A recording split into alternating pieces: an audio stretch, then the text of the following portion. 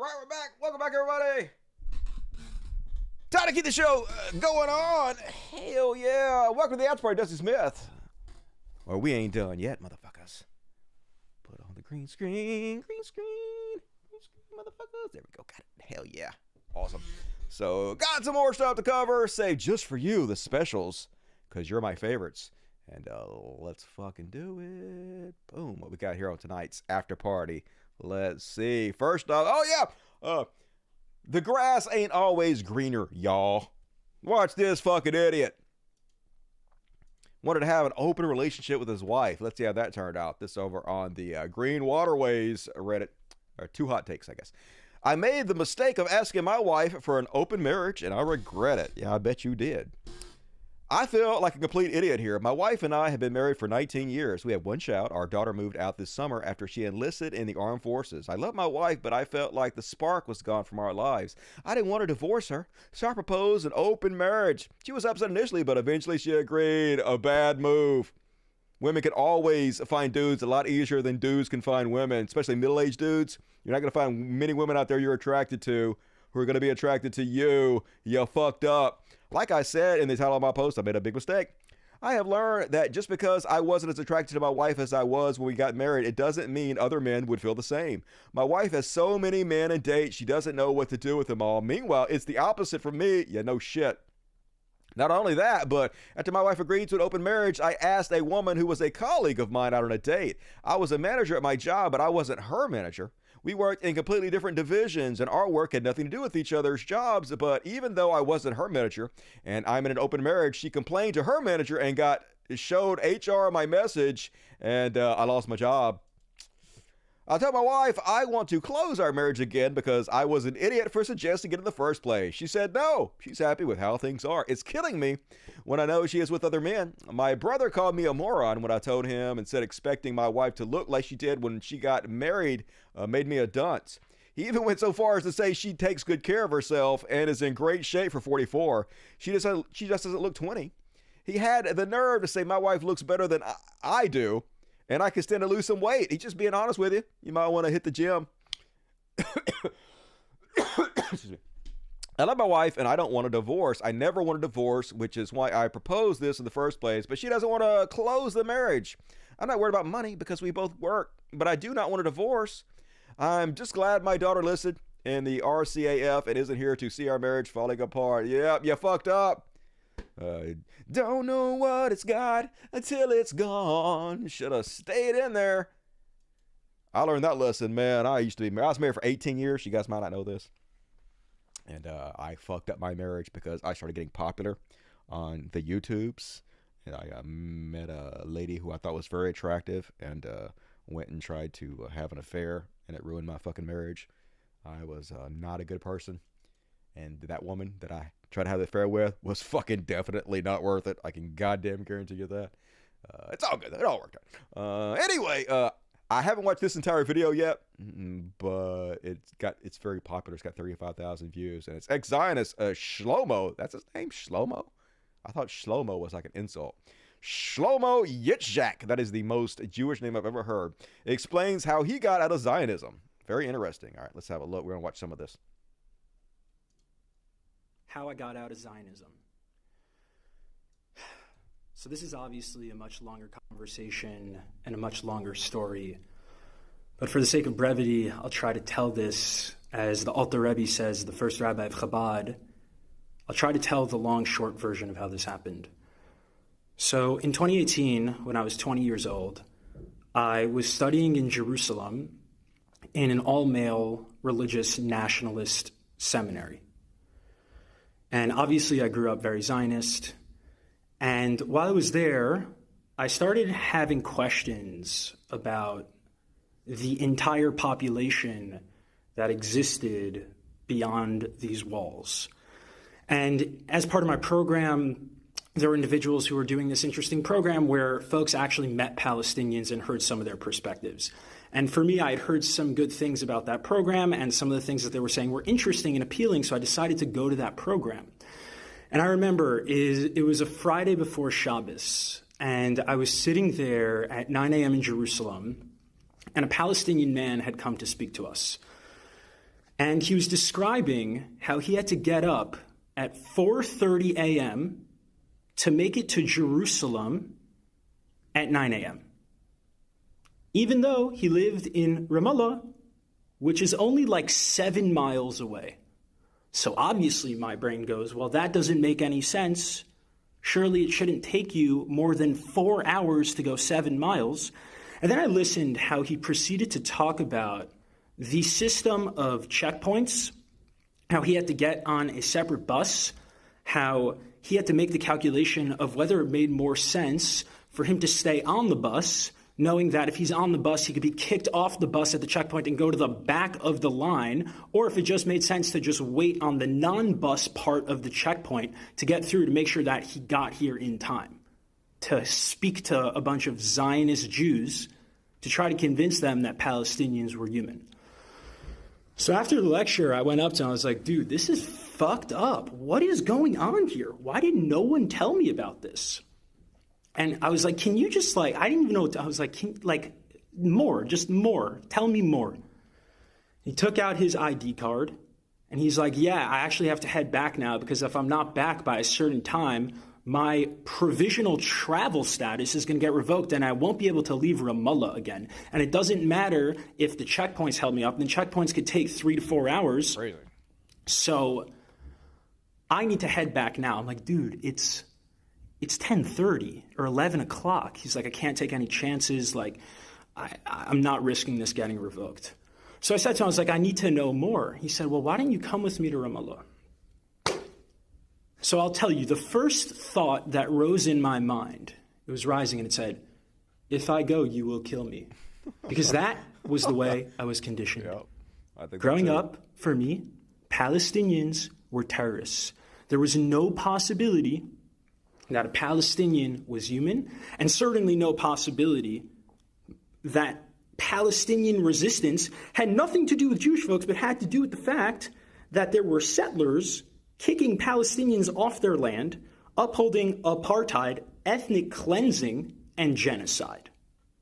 So as that thought was rising, there was another voice in me, and I think this voice is a deep ancestral voice, and to this day, I'm amazed at myself that I was able to challenge all of my conditioning with a second voice, a deeper voice, a deeper knowing.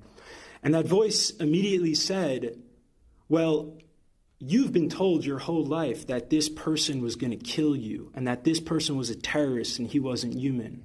And he's standing right in front of you and he's the exact opposite of those things.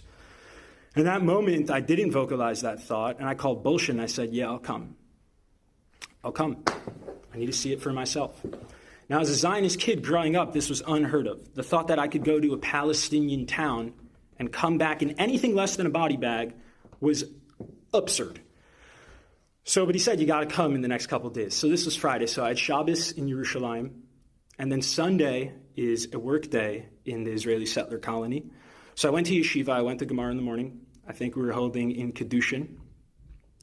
And then during lunch, I took off my kippah, I put on a hat, and I went to Shar Shechem, which is Damascus Gate, the only place I wasn't allowed to go to when I was in yeshiva, for fear that Palestinians would kill me.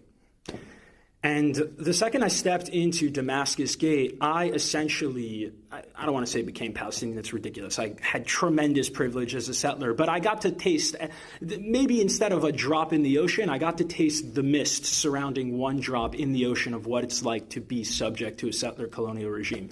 And I got on a Palestinian bus, and for me, I was like, well, this is interesting that it's a completely different busing system. But even more than that, it's like all of a sudden was with the people who were supposed to kill me.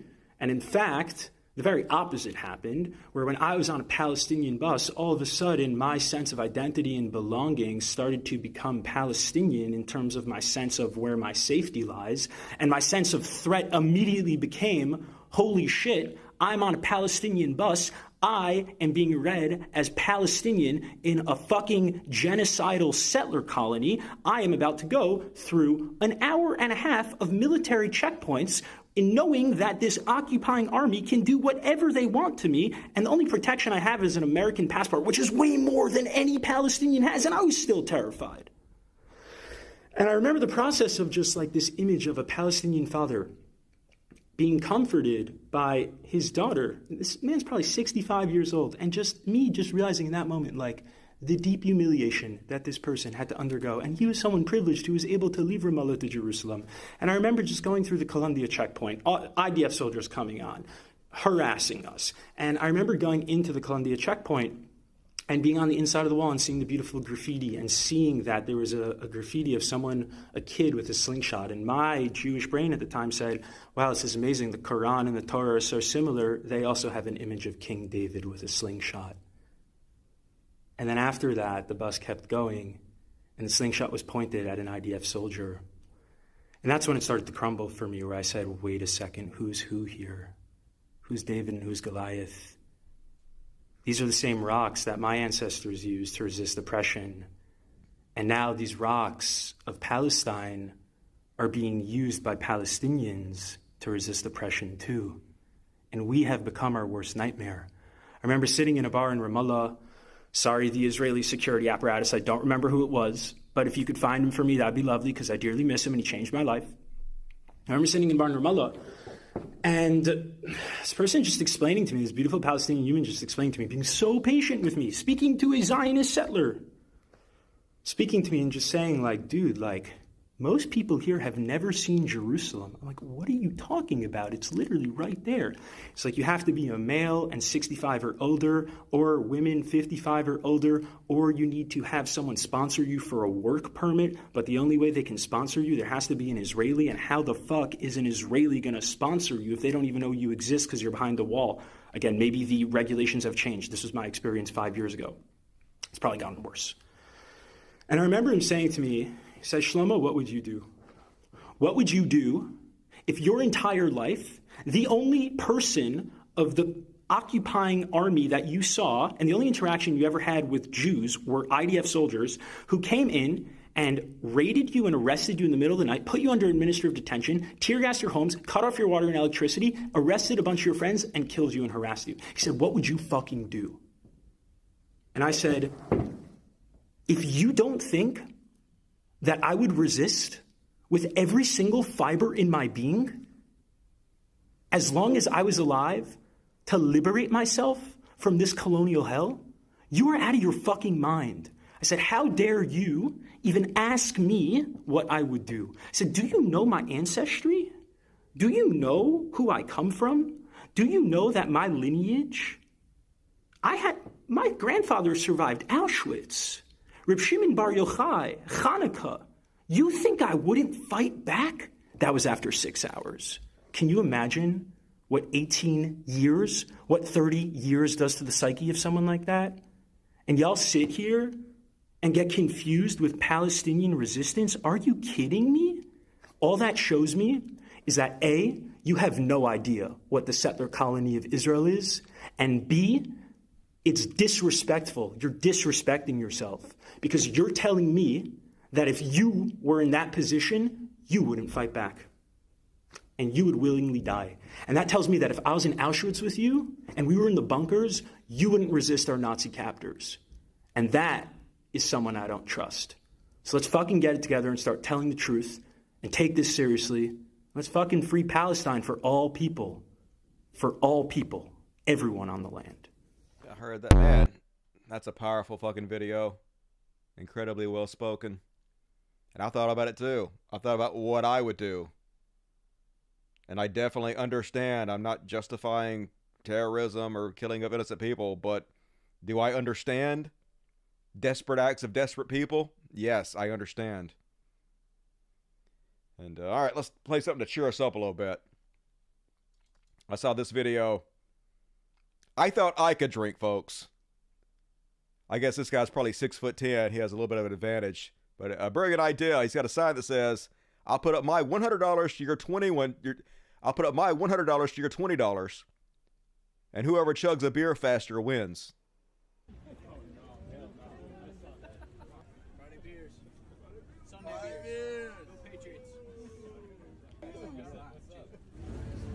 You got this guy. You got him. You got him. You got him. Oh, shit. Oh, my God. Maybe not. That just disappeared. Don't go up against the Giant. How is he not fatter? 20 in the hole. It's like some Andre the Giant shit. Next up, we got a line of them. Oh, he's got foam with it too. He's gonna. It's like, go first. Oh my God. Doesn't even matter. Oh, Nate. Give you a head start. Hey, that was a valiant effort. That was a good try. Good effort. That was a 4 out of 10. Damn. Just a gulp. He's like 10 beers in the hole already. No. How's he not drunk as fuck by now? I knew it. I fucking knew it. I'll give you the Just so fast. I feel like I've seen this guy on Friday beers. And you know what you're up against. Yeah, you have no shot. Just wasting your money. Yeah. He did it fast too. Kid was fast. Oh, this woman, you ain't. What are you even trying for? Just wasting your fucking money. Look at you. Oh my God, what is that? What are you even doing? You didn't even get a quarter of it done. Yeah, what? Why you throwing your money away? All right, last chance, dude. You got it. You got it. Beat him. You got it. Totally. Oh, no, you don't. Oh, my God. What the? Where the fuck's he putting that? Can you imagine the piss this guy's going to take? This guy's going to fill the toilet. He just puts his hands in his pocket. It ain't nothing. That's what I do. That's what I do. I'm a legend. Don't fuck with the legend. Greatest of all time. And apparently they had the Republican debate again tonight. I don't know why they're going through this charade. I did not see it because I was busy doing a show. But before I did the show, I bookmarked a couple of these videos I have not watched yet. This one says Christie ended Vivek Ram Shmarmy. Okay? You say Tell them this, about how you you want to do send our this, kids to die. you do this around at this every debate. You go out on the stump and you say something. All of us see it on video. We confront you on the debate stage. You say you didn't say it, and then you back away. And I want to I'll say tell you one. exactly No, what I said, Chris. I'm not done yet. Well, this now is look. this is and here's nonsense. This man is spewing. This man is spewing nonsense. Let me tell you something. This is the fourth debate. The fourth debate that you would be voted in the first 20 minutes as the most obnoxious blowhard in America. So shut up for a little while. I'm gonna respond to that. Your version of No, I want to say after the main bill, I'll take that. I want to say something else. We're now 25 minutes into this debate, and he has insulted Nikki Haley's basic intelligence, not her positions, her basic intelligence. She doesn't know regions. She wouldn't be able to find something on a map that his 3-year-old could find. Look, if you want to disagree on issues, that's fine. And Nikki and I disagree on some issues. But I'll tell you this, I've known her for 12 years, which is longer than he's even started to vote in a Republican primary. And while we disagree about some issues and we disagree about who should be president of the United States, what we don't disagree on is this is a smart, accomplished woman, and you should stop insulting So her. I'm going to take this. I'm going to take several times over. She's not that smart. She might be accomplished, but she is a trash human. Would not be shilling for her. And none of you are going to win. It's all ridiculous unless something weird happens and Trump dies or some shit. And then I saw this one before I went on the air. A supporter of Israel's genocide of the Palestinians attempt to run over a pro-Palestinian protester in Canada. They are very emotional. Shouting at them about it. Whoa, whoa, whoa, whoa, whoa, whoa, whoa, whoa, whoa, whoa, whoa, whoa, whoa, Get out of his car. He's a big man. Whoa, whoa, whoa, whoa, whoa, whoa, whoa, Another whoa, doughy buddy, fuck. back off, man. So Seriously. tough. Man, back off, man. You just From the almost... river to the sea, eh? That's what they said since 48. And... So when are you going to get the fucking reality? Go back to Jordan. Hey, guys. Step back. It's an emotional situation. It is a lot of kids. It's not emotional. These Not guys emotional to me. He's been emotional. It is, right? Yes. I got what he did, man. They're the terrorist organization. Not wanting Palestinians to be Buddy, killed you while you just- support the IDF. Yeah, that's against the law. That's against the law. So he just basically came up and tried to rum his car and get people, and I have it on video. Yep. They're the terrorists, though. You support the terrorists. I try to run you the fuck over. Just good God. What a trash planet. And, all right, folks, we'll get the fuck out of here. Go get me something to eat. I am hungry. So I will be back on Friday. Let's see if I've been watching anything that's interesting to anybody. I doubt it. I watched the first 2 seasons of Fargo again. That was about it. Nothing been on. Nothing been happening. My life is meaningless. So whatever world. You guys watched anything good? Let me know in the chats. I'll see you guys on Friday. Love you. Good night, everybody. Let's make sure I didn't miss anything. Oh, I got some memberships. One membership from Jason Ashby, hell yeah. And 5150 from Lua Liars, the Moon. Am I even close, Luna Liars? I'm sorry. That is a hard name, but wow, that's very generous. Hell yeah. Appreciate you very much. Ooh, Luna Liars, the Moon. To the moon with you. Appreciate you. Everybody give Luna Liars some love. And yes, looks like the super chats have been shut off. Well, the super chats don't work when the video is not public, which the after party is not public. So you can only gift the show memberships during unlisted shows. So that's the reason that's happening. But very, very generous, Lua. I very much appreciate you. Thank you. And I love all of you. I'll see you on Friday. You guys have a good Thursday. Good night, everybody.